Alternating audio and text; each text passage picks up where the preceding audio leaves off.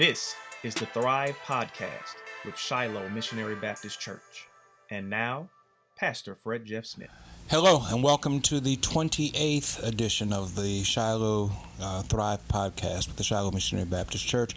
I'm Fred Jeff Smith, pastor of Shiloh, and I'm very happy that you are either viewing or listening to this edition of Thrive, and I'm delighted to have here with me today Mr. Carlos Malbrew. Mr. Malbrew is a native of Lake Charles, Louisiana, and a fellow Baton Rouge High magnet school graduate, although about 20 years removed from when I graduated. I graduated in 79. What year did you graduate? 2001. Okay. A few more than 20 years. Give or take. But he's also did you all still call yourselves maggots? We were called maggots. Maggots?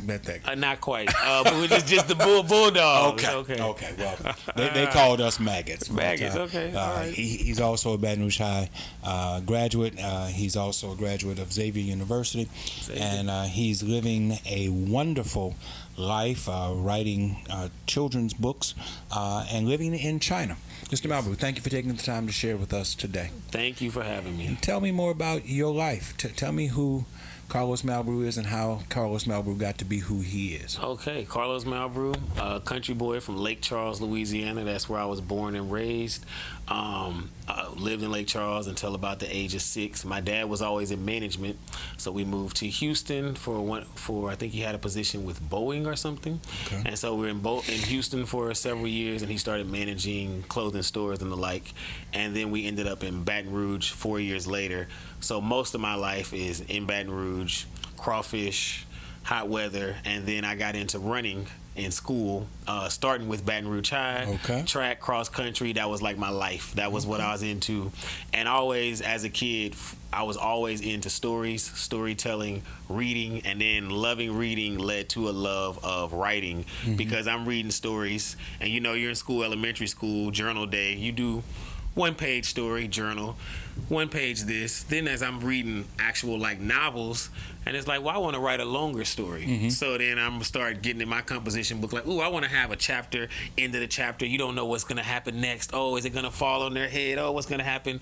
This book's called The Hardy Boys. I don't know if you ever heard of those. Yeah, I'm familiar with it. Though The Hardy Boys inspired what I eventually wrote as The Danger Kids, which I actually wrote it in middle school as a kid. And then later, as I found out about the new world of publishing, how you can make things happen, and then I eventually published those stories, changed them up from the mind of a 12-year-old and put a little bit on them. And so I went from there with the writing part.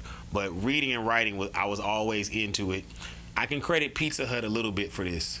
So Pizza Hut had something when I was in elementary school where if you read a book, you got a star, and you got a pan pizza per star, and I think you got something else when you got 9 or 8 stars. Why did nobody ever tell me about this? Because I love pan pizzas. The pan pizzas are so good. Pan pizzas taste better than regular pizzas. The world needs to know this. A big size pizza don't taste as good as a pan pizza. I totally agree. So you read a book, you get a pan pizza. I like reading. I like pan pizzas. Suddenly reading seemed really, really fun. Yeah. So as I get into that, I'm reading these stories. I'm just naturally competitive as well.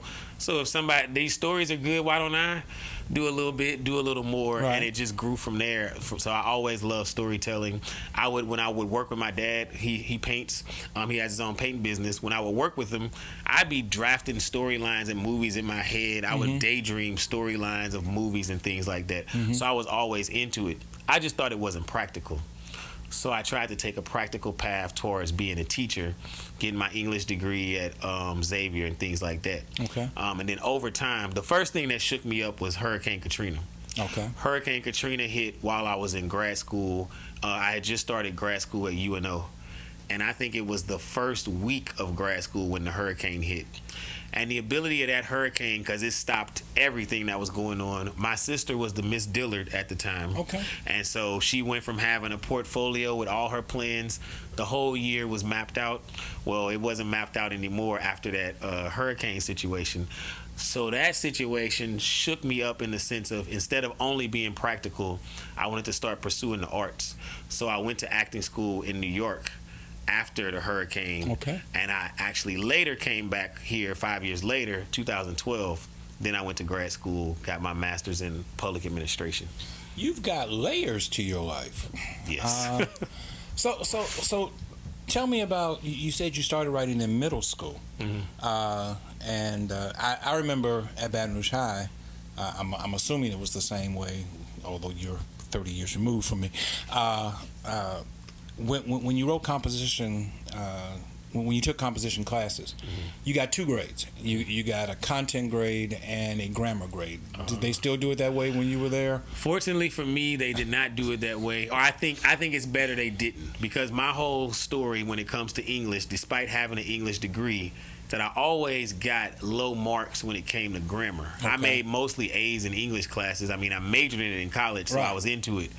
The grammar part I wasn't as into, but also when you're writing an essay, a story, whatever you're writing, a 10-page paper, the grammar is getting in the way. I have a thought that I have to express, and now I need to figure out whether it's a semicolon or a full colon, but I need to dump it all out. So I'm always dumping it all out first, then going back to the edit part. So teachers were like that show Zorro, where the guys always, they were always swiping stuff all over, but they liked the content. The content kept getting me to still make A's in English. If it was up to the grammar part, I'd have been in more trouble, and then I would have had to focus on the grammar, which then would have limited the creativity. I understand. So. Yeah, we got a content grade over a grammar grade to get a median score or a middle score. And I was always pretty good. I was always A's and B's in content and B's and C's in grammar. It got better after a while. Okay, I understand that. Well, your system was going to force me to get even better with it. I had the basics down, but when I'm writing those long paragraph, 1-sentence paragraphs and trying to explain something, I always try to make sure I do the point of the paper or the assignment, and the grammar was secondary because I had the basics of it. So So these creative stories that you wrote and later updated and had published, how do you carry a story out from its genesis to its conclusion? How do you maintain that thought process throughout? I've been figuring it out on the go, because even though I had written these stories in elementary and middle school, the Danger Kids, the main like franchise, even though I wrote that story in middle school, I found out about publishing around 2015 that you can publish for free about the online ebooks and those type of things. And I was like, I got to get into this, because I had thought about going to film school at USC. This is after grad school, when I was out here working at LSU in HR. And I was like, okay, I need to start with material I already have and then go from there. So with the Danger Kids, I already had the stories. It's just they were the stories from the mind of a 12-year-old, which I think is the cool part. So I just had to make adjustments. From there, I then started doing more or less spiritual self-help books, biblical self-help books that take elements of the Bible and explain them to somebody who's not necessarily into the Bible. And so with that, what I still had for those stories was I already had whatever was already in the Bible already presented. For example, Solomon's Ecclesiastics, I did a book called King Solomon's Conclusion, and it's basically based on it's based on Ecclesiastics, but it's like a breakdown of it, and it's from the angle of what did he say is good. If he said everything was meaningless, then what did he say? And so it's kind of like a fulfillment purpose type of book off of what he brought in Ecclesiastics, because for me, when I first read it as a kid, this was a shocking book to me, because I was very much into Proverbs, but this Ecclesiastics thing seemed like he was turning away from everything in Proverbs and saying it's all meaningless. So now later I'm like, well, he said it was all meaningless, but then he said what had some meaning here and there. So I tried to pull from that and break it down into this ebook. So the process of the writing is evolving, because different topics have different things. The Danger Kids, I already had a template. King Solomon's conclusion is directly off of the Bible, so I have something to go off of creating. And then there's a couple times I created my own stories, like a play, Ordinary People, about relationships, but I based the play on the people that I was going to have in it. So because I knew who I wanted to play the characters, that also helped me shape that story. Okay. So it's really just, very different depending on the story, depending on what I'm writing. So your publishing started off with ebooks. Yes. Okay. And I heard you say that you can do ebooks for free? Right. Okay, tell me more about that. Okay, so Amazon and Kindle have a deal together. Amazon and Kindle, they embed together. So they have a thing called KDP.com, and they can set you up to publish for free. Now, if you do it totally for free, it won't be good. But explain that. Because you need a real cover. You need a book cover. Okay. You need some other eyes on it to edit it. You need to do certain things that if you only just type on Microsoft Word, then that might not, and do their generic covers, that might not be good enough, but you can do it. Okay. So for me, the fact that you could even do it for free means I can at least get in the game, because I didn't have the resources to just be sending someone money. And you preferred ebooks as opposed to traditional books, novels? What it was for me, it wasn't that I preferred it. It was that I found a path that would let me become a published author. Okay. And then if I can at least start, I can go from there, because I'm carrying this thing for 20 plus years of wanting to be a published author. Right. And then always knowing that one day I'm going to do it, I'm supposed to do it, and then I've never done it. And now there's something that you can get to the finish line. So if I can do one thing, I can grow it. But if I keep not having done it at all, and I just have a composition book with notes on it and thoughts on it, that's not enough. So I wouldn't say that I ever preferred it, but this became the opportunity. And then through the ebooks, they have another deal with CreateSpace that you can make them paperbacks that way. And now you can make your ebooks paperbacks on the same site. Now they've made it even more seamless. This technology thing is really crazy. When this podcast is over, you and I are going to have a different conversation. So some of my friends have become authors of off of this. Once I told them about it, and they were like, "Oh," and I'm like, they have made it so you can really just do this. Let me share with you a prejudice of mine, Okay. and you can perhaps dispel my prejudice. That self-published books don't go anywhere. That, people spend a lot of money publishing books. You have these groups out here who say, we'll help you become an author, blah, blah, blah. You have to send them so much money, $4,000, $5,000. They give you 200 copies of your book, and then you're responsible for, out of the trunk of your car, selling the books that you have written. That's the picture. That's what held me back. Have. That's what held me back from doing it, because I didn't have money to spend to have 500 copies of books sitting. So now that you can print on demand, right? CreateSpace lets you have it ready for print, but not where you have to order it and you have to order 500 copies and now hope people buy it or just give it away. But don't you need a publisher to help promote the book that you have written, or do you have to be your own? Yes, if you want to be big time or immediately be making money, you need some way for it to be known that you even have. It's not even about making money. It's about making sure somebody else gets the book. I pastor a church. I don't have time to hawk a book at the same time that I'm pastoring a church. There are things that I would like to publish. In fact, I've been chastised by several people that I don't publish enough. But that's a time-consuming process if you devote yourself completely to it. It's not a part-time venture. It's a and when you're being venture. the whole business yourself, of course, that's a lot. But when you have if you can at least get the project done, the system is in place where you have a team. I'm sure you have different people. Obviously, as a pastor, you have people. So the fact that you can print it on demand, that is there for when you need it, and that ebook wise is digital. So all you gotta do is tell people where they can get it right off of Amazon. The same Amazon people buy their groceries and clothes. Right. My own books are on regular Amazon.com. Okay. If you even type in my name, then you automatically see the books. And the ebooks are like $2.99 depending whatever price I put on there. But the ebooks are even more inexpensive, and then with the ebooks are the paperbacks, and I eventually did audiobooks because you can do audiobooks for free and have somebody narrate with your own voice.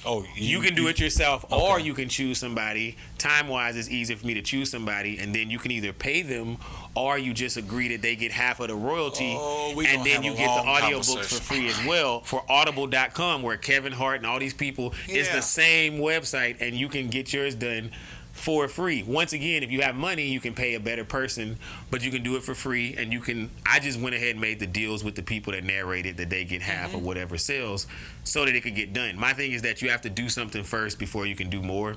Right. So once I found ways I could at least do stuff, then I'm like, well, I must do stuff. And then, it even led to me, I left my job at LSU so I could invest enough into this writing thing that I wouldn't be able to go back, to purposely put myself in a situation where I'd have to keep doing it. Okay. So, but yeah, they make it now that you can do it. And so because you can at least do it, you can definitely grow it.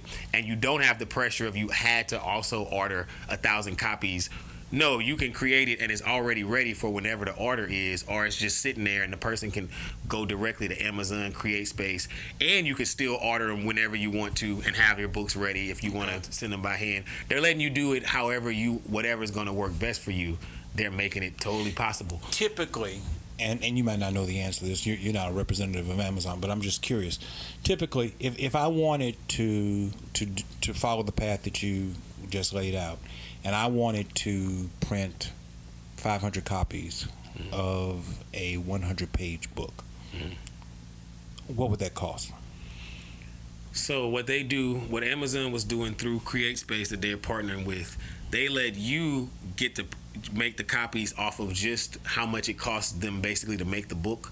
So let's say one of my books, The Danger Kids, that might have been 60 pages, but it's like a small size book, is like $2.99 or $3.99 per copy if I buy the copies myself. But if somebody else buy it, I have it at like $8.99, $9.99 to get something off of it. So they have it where you can get it at the bare bones amount, and then you can print however much you want as you need, rather than once again having to. So so it would depend on the number of pages, the math, but they let you do it at the bare bones part when it's you directly. That's how they work with you.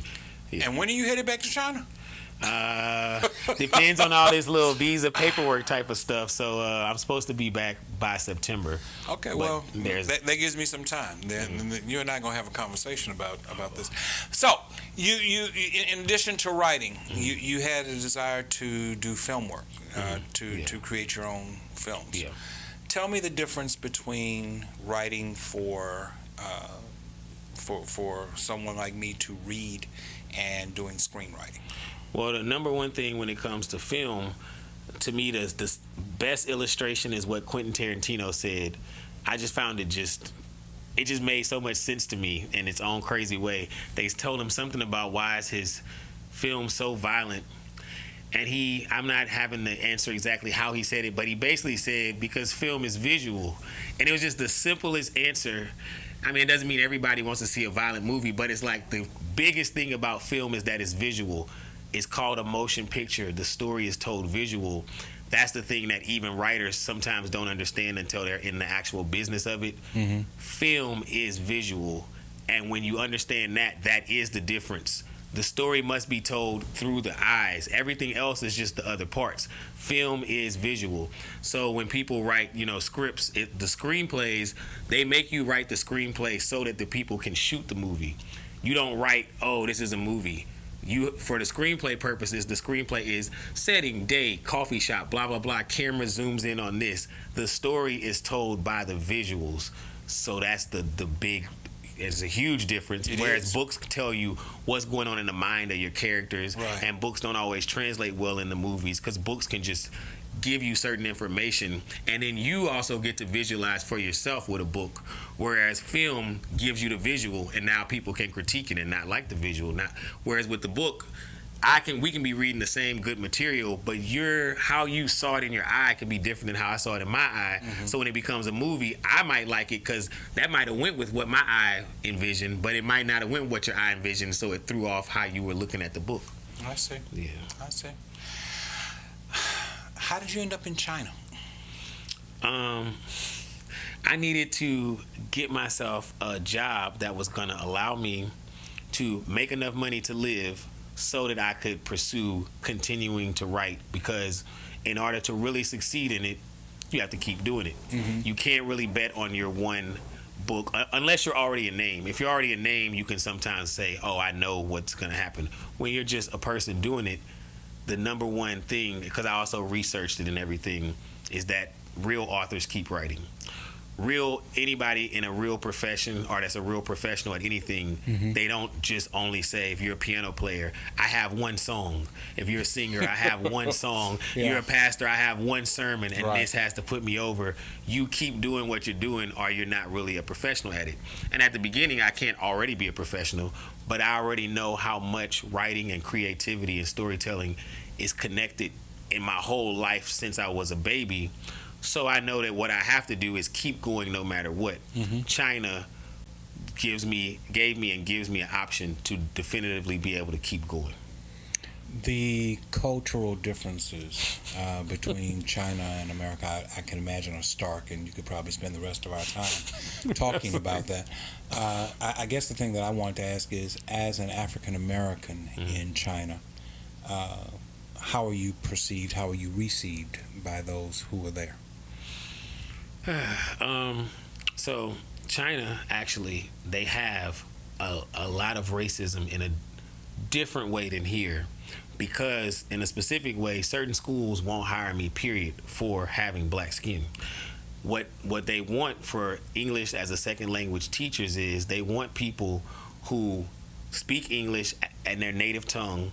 They very much like if you're an American or if you're from like England, but they also really like the white face because it's associated more with success, and some of them don't even think that black people are in America or in England. They think that you're just in Africa, because China also restricts information. And so because with the restrictiveness, they have a form of sometimes racism that's ignorant. And also, some of the things that they do, you can't culturally do in America. So if a job wants to not hire you because you're black, they have to find another way. They can say no dark. The recruiter can just tell you this school, no dark skin. They can say Caucasian only. We can't say Caucasian only. We have to, if we want Caucasian only, find a way around it. Yeah. They can do it directly. Okay. So it's very much different. Also, though, whoever they come in contact with leaves a bigger impression on them, because they only have what they heard, what they're being told, or what they know, which can sometimes be very limited. What this does as an opportunity is, if they get a positive experience with you, that is their experience, and then they have more knowledge than anyone else who's saying something about a black person or a foreigner that never even met one. They met one. They've associated. We've played basketball. We've ate together. We've drank together. We've spent time. They've given me car rides, blah, blah, blah. So they have something, and now they have more weight from their personal experience than whatever they might see or hear. And depending on what area of China you're in, the people are very nice, and they're open to, you can rock their world and it's okay. Like if you rock their world in a positive way, they're good with that. That's cool. So they have their own thing with the dark skin, because it's associated with manual labor. So they have different things like that. Some of the similar things that we have here with our own race and with the country as a whole, but they have it more from a less information standpoint. So it allows you to be the difference. You can be the difference, and that's the opportunity part of it. Mm-hmm. In addition to the cultural differences, there are religious differences, clearly. Yes. Are you allowed to practice your faith? You are allowed to practice your faith. You are not supposed to influence the national citizens there. That's the main thing that you're not supposed to do, to the point of like illegal level. You can't be trying to promote and sway them. Now, ironically, when I first got my passport last year, the lady I was in some office downtown getting some stuff together for the passport, she was like, she has friends out there doing missionary work. And I was like, what? Because the main thing I was told was this before I even came, everybody warning me, you can't do this, you can't do that. So some people got to do what they got to do. They got to do either what the Lord called them to do, but also there's a lot of flexibility. So China will have a lot of rules about things, but then there'll be gray areas and flexibility. And because it's such a big country, different cities and different regions can do something dramatically different. And also the government can change things fast. So they'll make a harsh rule about something, and they'll also remove the harshness of a rule. And they'll do this very fast because they don't have to deal with kickback and pushback. They just tell you something, and then they tell you we are doing this or we're not doing this, and then you just go from there. But overall, you can practice whatever your religion is, but you're not supposed to be trying to influence them that's the main thing that you're not supposed to be doing. Do you have friends, colleagues, associates there who are also Christian, and are you allowed to congregate? Yes. Or do you have to practice your religion in private? You are allowed to congregate, but once again, if you're congregating it does so in a way that the local government feels is about to influence them, then there can be an issue. So my boss had a certain church, and then all of a sudden the church was moved location-wise. They had the clearances or whatever, but then they decided they can't have church there anymore. So her church had to go somewhere so far away that I think she couldn't necessarily attend, or not as often. Like, it just changed everything because of how our job setup is and everything like that. So sometimes it's like, depends on how they feel. Oh, so you're congregating? Yes, we can meet and have our own Bible study, our own church. But then they might say, oh, you're meeting at this. They might just start to feel a little way about it if you get more and more members, or if blah, blah, blah. And they're like, we don't know if we need to hear your gospel hymns at a certain time of night. You're going to end up still drawing them in. Then they might make you change locations or say you can't do it here. So they allow you to be big, but not too big. They allow you to say, I am Christian. They don't really want you to do much more than that. Okay. But if you and another Christian want to say, we are Christian, and together we talk about God, they're like, still okay. You and 2 more people, okay. But if it looks like you and now 4 people is becoming 6 and becoming 8, they might have to say, hey, keep it to yourself. You can't be broadcasting it. You're not supposed to be swaying their people. Okay. Yeah. I'm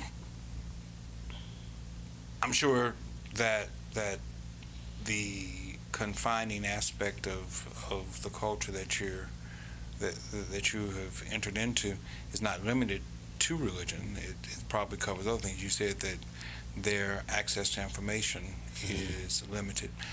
Do they limit your access to information as far as internet and things of that sort? Yes, so they have notoriously one of the slower internets in the world, mainly by design, and they have what's called the Great Firewall.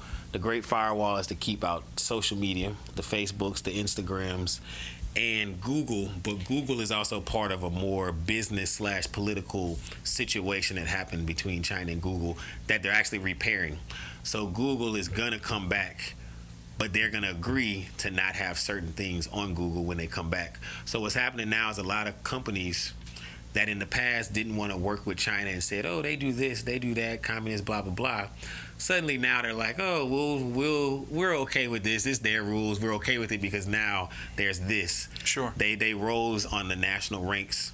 So like Apple, for example, has agreed to not allow this thing called a VPN. If you have a VPN, you can still get on Facebook, Instagram, and everything while you're there. So that's what we do. Well, Apple agreed that the iPhone X the VPN, you can't put it on the iPhone X. So Apple, despite their love of freedom and everything, in this situation, no, that's their rules, and we're going to get iPhones to this billion of people. So that type of thing. And from their standpoint, from Apple's standpoint, it's a money venture. Right. We'll comply with your request because it opens up the opportunity for us to sell 1 million more. Right. And also, when it comes to China, you can know more for a fact what's going to happen with your business on the high level. When you and the government make a deal there, it doesn't go wrong as easily as it would if you make a deal with America or somewhere else where there's so much variance among what the people going to do.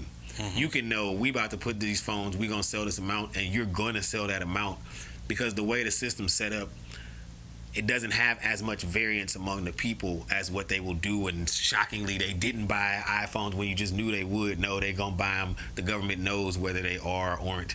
Whereas in America, one thing happens, one person posts on social media, then everybody throws down their iPhone X's. That's also why they don't do the social media thing. So it lets their government run way more efficiently because you don't have kickback. When they want to build something, because they're hosting the next Olympics, I believe. When they want to do certain things, they don't have to have the newspapers oppose it. They don't have to have the people stand up and rally against it. So it lets you do things very efficiently.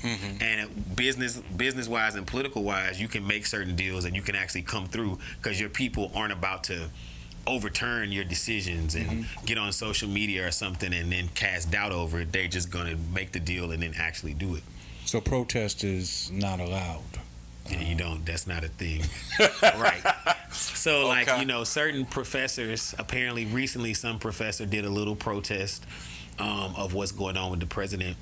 And, yeah, he's brave because that's not a thing that you really do. And then even if you do it, you have to make sure you do it at the right time and things of that nature. Overall, you don't oppose what they're trying to do. And then in a certain sense, you live freer. You could potentially live freer in China if you aren't worried about trying to get at what the government is doing or not doing. They have this way of leaving you alone as well. But when they do something, you need to just, if you saw a store here and now it's not there, well, now it's not there. Just get on with your life. And then in some ways you're more free if you accept the premise, kind of. Interesting. And you've been there for a year, and you plan on going back. What's your plan for how long you think you might be in China? Well, year 2 depends on being able to achieve a certain level of financial success and being able to still do my art, where the writing, performances. I just did a performance of one of my books. So the Ordinary People book, that's a play that I wanted to do in New York. I ended up doing in China right before I left the city of Chongqing. So if those opportunities continue and I can continue to do them and not have either kickback or things in the way, then that lets me stay there longer. So I would like to at least get 2 more years out of there, but it could easily go longer than that.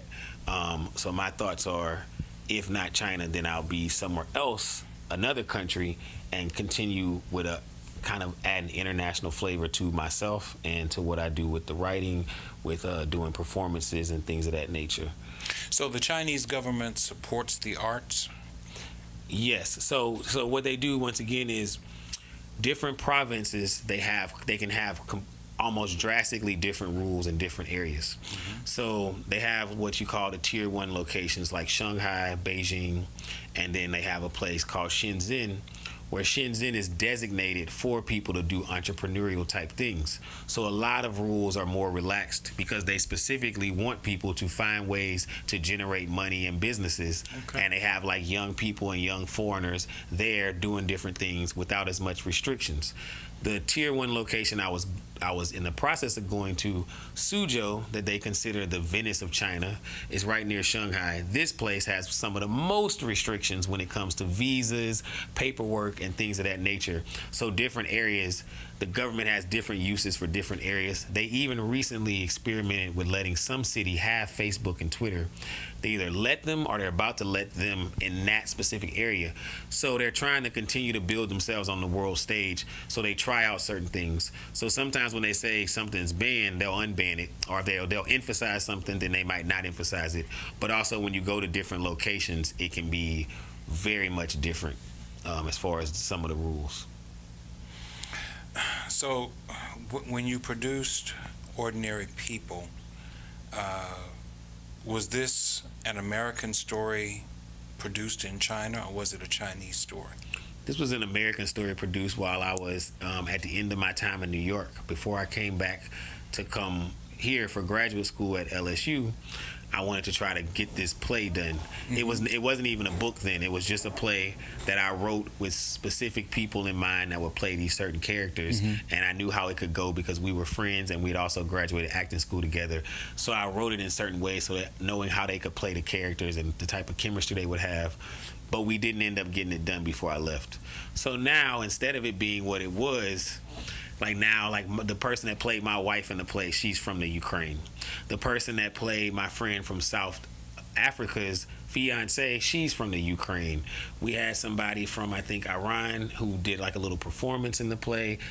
Someone from Kenya. I had a Chinese person helping us with the lights and stuff. Mm-hmm. So it ended up having international flavor, but that's just how it happened, how it came together. Okay. And I wasn't even looking to do it before leaving, but these girls had read the play one time when they were at my house for an event, they had started getting interested in the play. So then they later were like, what about this performance stuff you directed? Are we going to do it? And I'm like, well, I'm kind of about to leave.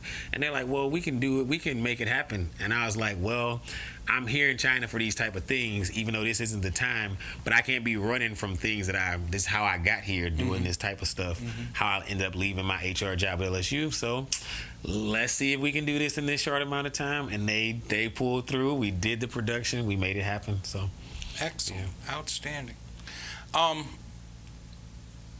The spiritual aspect of your life and the spiritual aspect of your stories, in that you are exposed to, in a pragmatic and practical way, world religions, perhaps on a scale different from people who simply study in a classroom or read books about it. Does it enhance your own personal faith walk, or the fact that you're exposed to different theological, spiritual points of view? When it comes to that, to a certain degree, there hasn't been too many of those discussions there as opposed to when I was in New York, as opposed to when I was in college. Also because I used to engage in these discussions all the time. Then over time, I learned to not engage as much, but just stay ready. So when the time comes, I got the little sword of truth ready. So when I need to flash it, instead of just being ready to have it out, just let situations play out. I think New York taught me that. But the main thing for me is that Xavier is what made me develop my faith to a certain point that I know kind of exactly where I stand about the whole thing of, is it literal? Is it not literal? What about this? Well, men wrote it. Oh, does it do this or that? Because Xavier, the theology classes, I took 3 theology classes. I was unaware of what theology really was. I thought that theology was more Christian and more, I didn't know theology was as, I guess, potentially secular as it is. I don't even know how to describe it, but it wasn't what I thought. But my friends told me, they said, when you go to this theology class, you think you know this and that, they're going to blow your mind. They're going to get you. And I'm like, okay, theology is the study of God, man. All right. And they're like, they're going to handle you. And so I'm in Xavier, and they're like priests and stuff saying why they don't take the Bible literally. They're saying why this didn't happen this way. And it was like, and then some of the books that we were reading was like, well, if God is just, why this? Well, then why that? Well, then what about women's liberation theology? What about the blah, blah, blah theology? And I was like, So as it was like breaking me up or doing whatever it was doing to me, when it was all said and done, to me, everything in those classes, for me, validated my faith more and proved why it was all still true the way I believe it to be true. It helped me mature some of the views in a certain sense, but overall, the Bible came out more real than ever by the time I was done with that. And since then, I kind of got those answers I used to wonder as a kid. Well, how do we know ours is right if there's 2,000 religions? And what about this? And all these religions had a person like a Jesus. And what about this? Blah, blah, blah. And of course, people at churches is growing up and everything, and parents like, nice, all these questions, huh? Let's just finish dinner. Okay, thank you for those questions. Oh, okay. Good because question. They really weren't equipped to answer. Yeah, and it's like, man. So those classes gave me those answers. Now that I have those answers, at least for myself, I know why I know that it's the right one, right. Even compared to the other. I have a certain full certainty. So what happened was, some of the theology teachers did this thing that I guess also because I took philosophy classes, they did this illogical thing. First of all, I didn't know that priests were going to do stuff to like diminish the Bible, so that was strange to me. Or fathers would do stuff to diminish it, so that I had to get over that first. But they would do something like they would explain why the Adam and Eve story can't be true, how it was written. So the teacher tells the class it can't be true because a kid raised their hand, a student, and says, yeah, so how come if Adam's rib was taken out to give to Eve, then why would men still have the same amount of ribs? Why wouldn't they be missing that one rib? Then the professor is going to agree with her and say, yeah, and that's what I'm saying, it's not literal, blah, blah, blah. And so for me, I couldn't prove that it is true, but I could start proving that the reasons they're saying it's not true don't have to be true. So I was like, okay, if you get your arm cut off, your kid will still have 2 arms. So that's not the reason it's not true, because he gave her a rib and now men still have that rib there.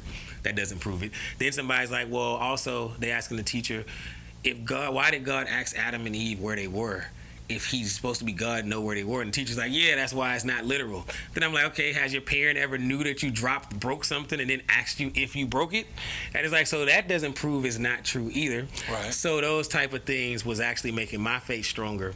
And I saw the effect in the class where, because it was like the teachers were doing stuff where they about to have the class just toss their Bibles in the trash. Like they about to just toss them. And then I'm like standing up for it, but the teachers are accepting it because the professors want you to engage with them, and the students are getting it too. And so it was like, okay, I see what's going on. I see that I can talk to these professors who have their, PhDs in this and still have logic and rationale as we go back and forth. Right. And they appreciated it. It wasn't really much of a problem. So those type of situations. What they wanted, I would suppose, I have a seminary education, and mine was on a graduate level, not an undergraduate level, and we ran into some of the same problems at New Orleans Baptist Theological Seminary, where people came to the seminary with what I call, and I say it in a somewhat demeaning fashion, a Sunday school theology. And that's what they wanted the professors to affirm. Their Sunday school theology. Now, I've been going to Sunday school all my life, so anybody who's listening or watching and says he's opposed to Sunday school, no, I'm not opposed to Sunday school. But there is a deeper level of thinking than just what you get in Sunday school. And if you're going to make your life's work Christian education, or if you're going to make your life's work pastoral ministry, if you're going to make your life's work missionary work in different parts of the country, or of the world, I should say, then you have to be able to think more critically than just what you get through a 45-minute Sunday school lesson. So when these people had their Sunday school theology attacked, their natural response was to hit back. Oh, you're a heretic. You don't belong here. Right. No, I took it as basic training. They're breaking you down in order to build you back up. They're trying to force you to disassociate yourself with the limited way in which you had been thinking in order to get you to think on a deeper, more critical level. Not necessarily to change your point of view, but to help you to have a better understanding of why you have the point of view that you have. And it sounds like that's the experience. And that's what was good, because they appreciated the back and forth, and it was never really a big deal. There was only one time it was actually a problem, but they were trying to make people have more context, but they were leaning towards, it was like they almost, it's like they're little, I just thought that they would still have more of the faith. They were like, it was really swaying. But I think what also happens is, I think just religion has burned out so many people, even those in the ministries, that you try to have people do what you say, not only have this Sunday school thinking that just makes people religious robots, and try to make people look at reality. Because some of the things that they had us looking at from these liberation theologians and stuff, they were giving you real information and then asking you, now what about that? Yeah. And then pointing right back at you like, what you gonna say, or what will God say, what about that? Yeah. And you're like, oh, well, one of the things that people have to come to grips with, particularly African Americans, because while we are African American, our training is decidedly European, because African Americans don't write, not in large quantities. So our theological writing, reading, the studies that we get are primarily European, not African. And when you are forced to encounter a liberation theology that is decidedly third world, whether it be African or sub-Saharan or Latin American, the theology of the oppressed as opposed to the theology of the oppressor. It is an incredibly different point of view. And when you look at Jesus through the spectrum of being the oppressed, and that he says, I have come to liberate the oppressed, That's very different than the European point of view of the oppressor. And for some people, it's a shock that they never get past. So I can appreciate the fact that liberation theology causes problems for some people, but I'm also absolutely totally convinced that liberation theology is the contextual perspective that we should have of who Jesus is. He says of himself, quoting Isaiah, I have come to set at liberty those who are captive, to preach the acceptable year of the Lord. Well, if he said it, if he quoted Isaiah as saying, this is what I've come to do, if he sits down and says, today this scripture is fulfilled in your hearing, then how can we just be dismissive of that and say that he didn't say what he said? I think this guy was Gutierrez or something. I think he was a Gutierrez. Gutierrez. Yes. Okay, it's him. Yes. He really is his. He had some things in that book that evolved the rest of thinking. That I already had those thoughts, but his way of exactly making you reconcile this to your faith, he had a way of doing it that never, it stuck with me. He gave me a certain thing that helped, that deepened my understanding of how this plays out with the sense of the whole world, and what about if they didn't hear Jesus yet, and what about this and that. He had the different scriptures, and it's him. He is the liberation theology of all of them, and how it was put together that gave me the rest of, I guess, my framework going forward after that. Well, his is a more Latin form of liberation theology. James Cone is the father of black liberation theology. He recently passed about 4 or 5 months ago. But Cone too. See, the other thing is, black liberation seemed to always be so specifically black that for the pieces of it that I read, that I'm like, my God and Jesus, he's not specifically black. Like, they would make it specifically so black. From what I got with Gutierrez, is that how you say his name? It was more the oppressed overall, even though it was some Spanish, it was his, culture or whatever is in it. But the black stuff is like, we're making it black. So it seemed like, okay, we're doing a little extra. And that's the fear that a lot of people have. But a reality of life is that the poor and the marginalized, particularly in Western society, whether that be Europe or America, are overwhelmingly black and brown people. So you can't talk about the poor and the marginalized and the oppressed and remove them from the context of their culture. Black folk, by and large, even those who are considered to be successful, economically successful, have achieved a certain degree of status in their chosen field of profession, by white standards, you're still in the middle. Nowhere else is middle management considered to be as successful as it is in the African American community. We don't celebrate anymore entrepreneurship. What we celebrate is a guy who's making $150,000 a year working as a supervisor or a middle manager at somebody else's plant. And he's able to live in this neighborhood, and he's able to send his kids to this school. And he's considered to be a guy who has made it. And there's nothing wrong with that. There's absolutely nothing wrong with that. But things happen in life that will remind that middle manager that you still not that free. You still are black. When Elton Sterling happened, I don't care where you worked, you were reminded that you're still black. You couldn't live in this community and not feel the fact that you were still black. Oh yes.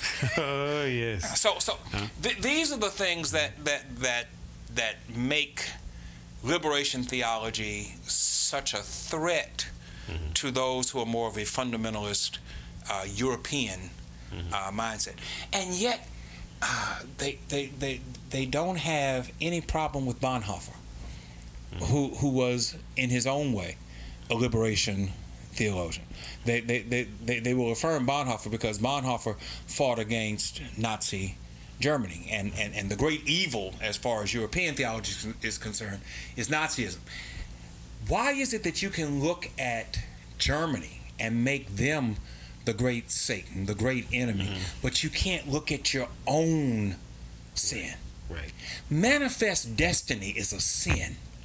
Manifest destiny says that I am going to take from an indigenous people a land that is theirs, and I have the right to do it because God says so. The last class with my college prep kids at my school, I briefly talked about that because we did a little Manifest Destiny in the Starbucks because it was the final class. It was kind of like, so we had to get a chair, then get a chair, and I was like, look, we had just talked about it in the class before we came over, like, look, we about to do Manifest Destiny right now we about to claim our territory.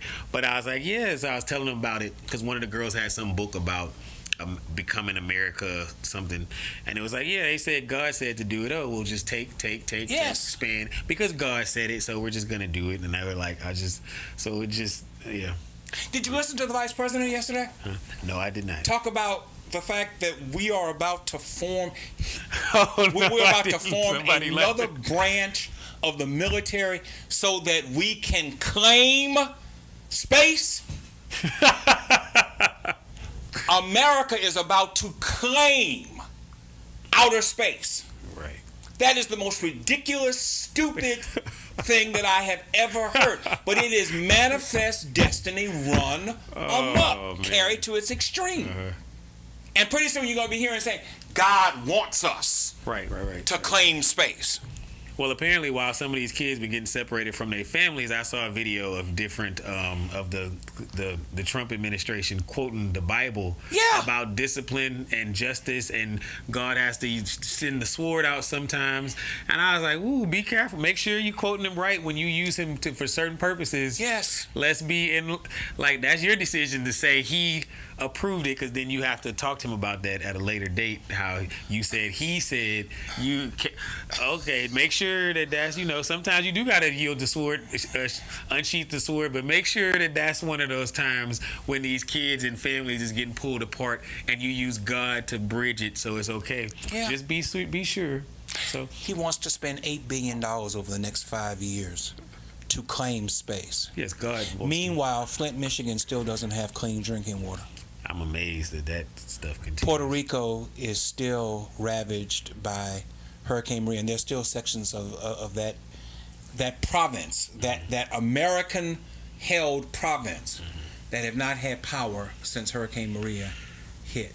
See, this current administration, they won the election, helped me complete King Solomon's Conclusion, because as soon as I watched that in New York, it was like, oh, I had the ability to finish the book. It was like, well, let's just get to it, finish this. But then my most recently published one, Words from Heaven, How to Judge Christians, this administration just inspired me to get this thing out so that the non-religious can see the Bible is not, because we have a Christian party that's the least open to helping less fortunate while holding up the banner of Christianity. I can understand if some people don't feel like you should help others to a certain degree for different reasons of what they might do with the help, blah, blah, blah.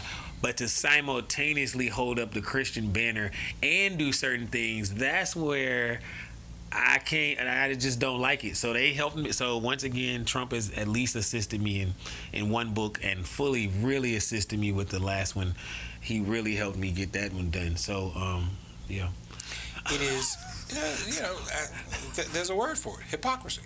That's what that one's all about. The whole context is that you judge a tree by its fruit, and that how do you know if everyone's saying this, saying that, the fruit, and then the rest of the book was to show, what did Jesus say you're supposed to do? Oh, the love of your neighbor. Oh, you are supposed to watch out for the oppressed. Don't just do your new moon celebrations and convocations, but actually stand up for the fatherless. And if you say, I did not know, rescue those being led away to death. If you say, I did not know, will not he who hears the hearts understand? I'm paraphrasing, but Like, they can't just pretend. That's too much. The hypocrisy is so much, and it's leading people completely, making people just have to figure out stuff on their own, because they definitely don't want to go to this book while it's held by those who do whatever.